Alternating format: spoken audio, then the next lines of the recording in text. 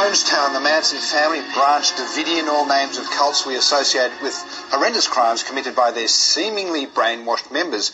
But are all cults disturbing by nature? Are they all capable of such acts? In light of recent allegations of mistreatment and control by some groups in Australia, we're joined by Raphael Aron, who's the Director of Cult Counselling Australia, to answer all of your questions. Good morning, Raphael. Thanks for coming in. Are cults always religious? No, they're not. I mean, cults can be religious. The ones in the 60s and the 70s were all known to be religious. We remember lots of processions of people with saffron robes marching up and down Burke Street Mall or Martin Place or wherever it might be. But a cult can be two people. It can be a very, very powerful and influential therapist working, for example, with a very vulnerable patient. It can be lots of different things. It can be a personal development group. It's certainly not just about religion. Well, what are the common factors then? Common factors essentially are submission to a leader, submission to a powerful personality, submission to somebody who's got a hell of a lot more influence over that individual than they should, and a hell of a lot more influence than the individual actually wants. So can you give us do they exist in Australia? Can you give us a classic example of one that exists in Australia? They absolutely do exist in Australia. We keep files on probably some 400 organisations which we have concerns about here in Australia. But to give you an example of a cult situation which I was involved in recently, it wasn't really in Australia, but it was an Australian family, travelled to Hong Kong.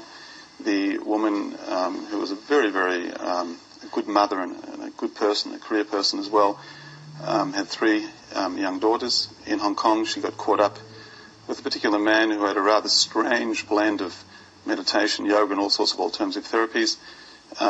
She attached herself to him, I think, in quite an unnatural way. He eventually became unwell and claimed that the only way he could get better was to be able to have a sexual liaison with one of her daughters.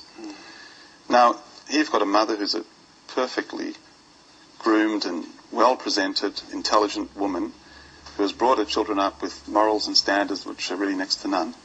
And she's now gone to her daughter and said, you've got the opportunity to participate in the highest calling of all times.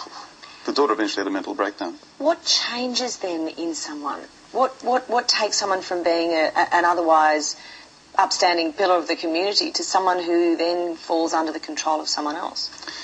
I think the most powerful element which will explain the phenomena of cults is the desire to belong. There was a social scientist called Konrad Lorenz who once said that the desire to belong is so great, it matters no matter what you belong to, as long as you belong. And this is not true just about cults. There's a lot of research today which is telling us that there are connections between the mind control issues which are raised by cults and the issues of the indoctrination of terrorist organisations. In fact, Alexander Downer, when he was Foreign Minister, and Nick Kelty came up with the idea that there needs to be some deprogramming of terrorists in order to be able to bring them back to a more normal or more normative way of living. Is there, do the people that follow or typically find themselves drawn to cults, are they typically vulnerable? But the example you just gave us would suggest that they're not. They're not. And they're not silly. They're not the down and out. They're generally people who are well read. They're people who are doing what every person should be doing in terms of their life. They may be at a vulnerable point in their lives. There may have been breakdown of a relationship. There may have been a financial crisis, the loss of a child, trauma, an accident, some unexpected event in their life. But we're not talking about people who are in any other way incapacitated or in any way having difficulties. They're people who really are living lives to their fullest, and at some point in time that little crack appears and suddenly the vultures jump in. Is the isolation part of it?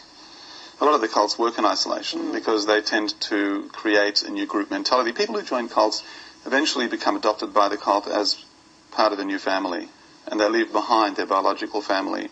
And that's really, really scary. It's really scary. I mean, we get calls every day from parents who are not talking to their kids now for years, from parents who haven't seen their kids for years, from parents who may be privileged to receive one card on their birthday, on Mother's Day, perhaps a year, and that's only done as a token gesture, usually at the behest of the organisation saying, well, just stay in touch with your parents, it's not good for us. So it's really painful. I'm struggling to understand why these cults are able to control and manipulate their members in such a way. I mean, is something denied of them to keep them there? I think we all make the big mistake of thinking we're running our lives and we're in control. And that is not the case. You and I could all become members of some sort of a cult at some time. Most people who we pull out of cults will tell us that they never in their wildest dreams thought that they could ever submit to a system like this.